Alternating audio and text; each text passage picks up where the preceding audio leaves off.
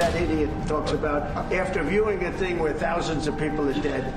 I'm sorry, I don't have a plane to give you. I wish you did. I take it. I would take it. If your country offered the United States Air Force a plane, I would take it. Okay. अस्सलाम वालेकुम नाजरीन, जो video आपने शुरुआत में देखा वो सिर्फ एक लम्हा नहीं था दोस्तों, वो तारीख का सबसे दिलेर पल था जहां साउथ अफ्रीका के सदर सिरिल रामाफोसा ने दुनिया की सबसे बड़ी तानाशाही सियासत के चेहरे पर हक और हिम्मत की चट्टान दे मारी है। व्हाइट हाउस के उसी ऑफिस में बैठकर जहां अमेरिका दुनिया की तकदीरें लिखता है, वहीं ट्रंप के मुंह पर तुम गजा के बच्चों के कातिल हो कह देना कोई मामूली बात नहीं थी दोस्तों। यह वो जुर्रत थी जो 57 मुस्लिम ममालिक ना कर पाए। सऊदी और कतर ने ट्रंप के कदमों में $1 ट्रिलियन बिछा दिए।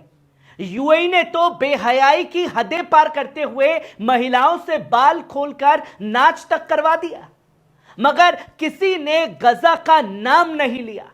और इधर एक गैर मुस्लिम देश अफ्रीकी सरजमीन से उठे एक रहनुमा ने बिना झुके बिना डरे ट्रंप की आंखों में आंखें डालकर पूरी दुनिया को ललकारा है।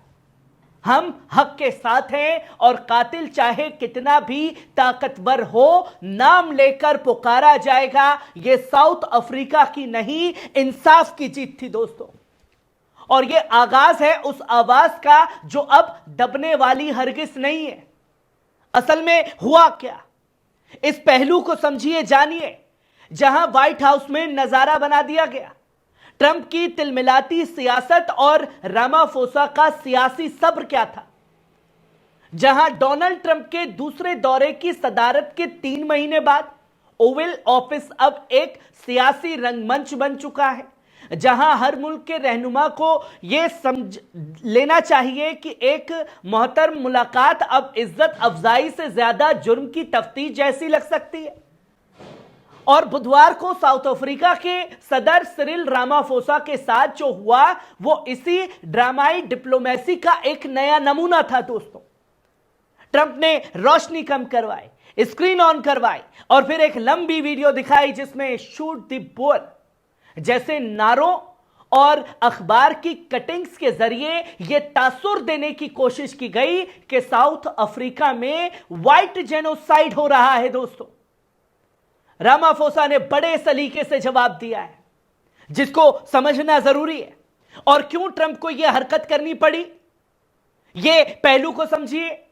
क्योंकि साउथ अफ्रीका एक वाहिद देश जो इंटरनेशनल कोर्ट में इजराइल और अमेरिका दोनों को कातिल करार देता है, अपराधी करार देता है और दोनों के खिलाफ में जो है मुकदमा दर्ज करवाता है। यह झुंझुलाहट थी जहां साफ तौर पर साउथ अफ्रीका ने इंटरनेशनल कोर्ट में बोला कि भैया, जितना बड़ा दोषी बेंजामिन नेतन्याहू है उतने ही बड़े दोषी डोनाल्ड ट्रंप और बाइडेन है। इन लोगों के ऊपर भी जो गजा में हो रहा है उसका मुकदमा दर्ज करवाया जाए। और साहब, यह वो कदम था जो कोई 57 मुस्लिम देश आज तक नहीं उठा पाए। साउथ अफ्रीका आगे आया तो पीछे से अरब, यूनाइटेड और ओआईसी जैसे संगठन आ गए कि भैया तुम आगे बढ़ो, हम तुम्हारे साथ हैं। और जब वाकई में डोनाल्ड ट्रंप को घेरने की जरूरत थी, तब भी कोई माइकल आल अरब देश जो है डोनाल्ड ट्रंप को यह कहने नहीं आया कि साहब आप गजा के कातिल हो, आपने जो कुछ किया है आपके हथियारों की वजह से हो रहा है। ये चीजें जो हैं सामने आई, जिसकी झुंझलाहट सामने थी कि अमेरिका को मुजरिम बताया साउथ अफ्रीका ने, और उसकी झुंझलाहट थी यह बताने की कि साहब तुम हमें क्या बोल रहे हो, आपके साउथ अफ्रीका में तो गोरे लोगों का कत्ल कर दिया जाता है और अमेरिका में क्या हो रहा है, इसकी भी तस्वीरें दिखानी चाहिए थी।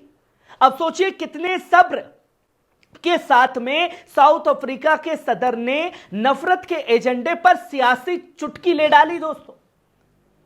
अमेरिकी सदर डोनाल्ड ट्रंप और साउथ अफ्रीका के सदर सिरिल रामाफोसा के दरमियान हुई हालिया मुलाकात अब सिर्फ एक डिप्लोमेटिक इवेंट नहीं रह गई थी, बल्कि एक सियासी नजीर बन चुकी थी। जहां ट्रंप ने साउथ अफ्रीका को बताया कि गोरों पर जेनोसाइड हो रहा है, इस अजीबोगरीब डिप्लोमेसी और साउथ अफ्रीका के सदर की सियासी समझदारी का खुला मुकाबला था।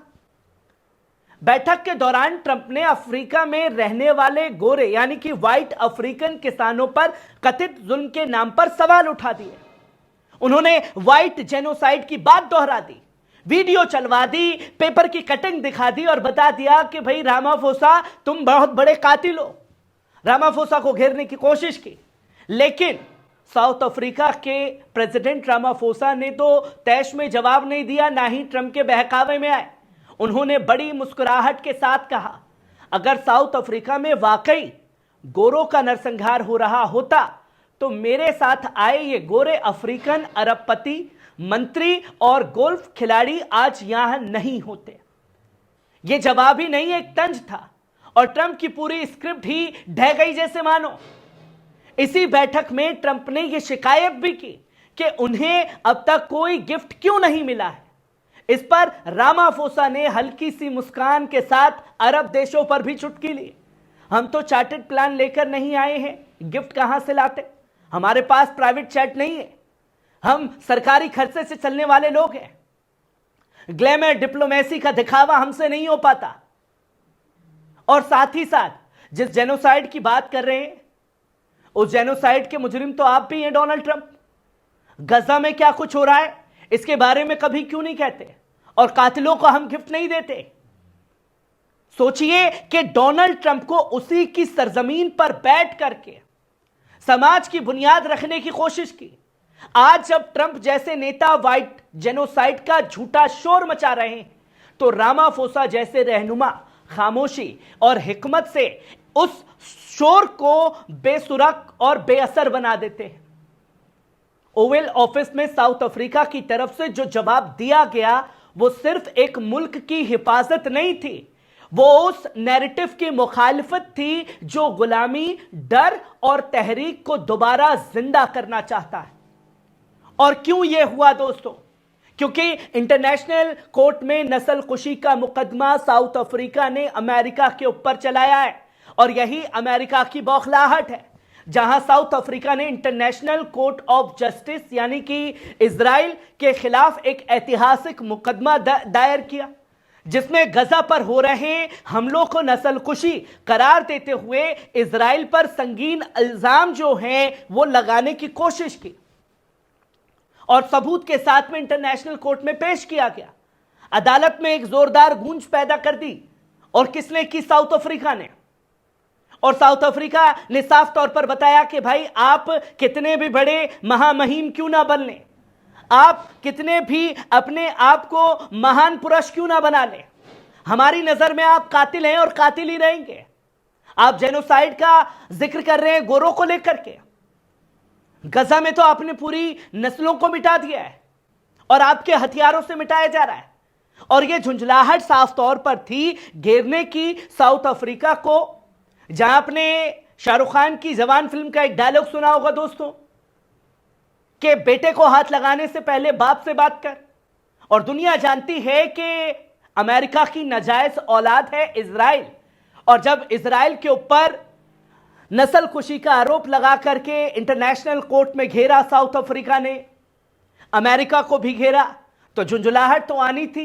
एक स्क्रिप्ट तैयार की गई और सीधा सीधा राष्ट्रपति के सामने दिखाने की कोशिश की गई कि आपके जरिए आपके देश में यह हो रहा है हम गोरों के ऊपर, इसके बारे में आप क्या कहेंगे? और जवाब उतना ही असरदार था जिसकी कभी कल्पना सपने में डोनाल्ड ट्रंप ने नहीं की थी। दोस्तों, कैसी लगी खबर? कमेंट बॉक्स में आकर के अपनी राय जरूर दीजिएगा। शुक्रिया।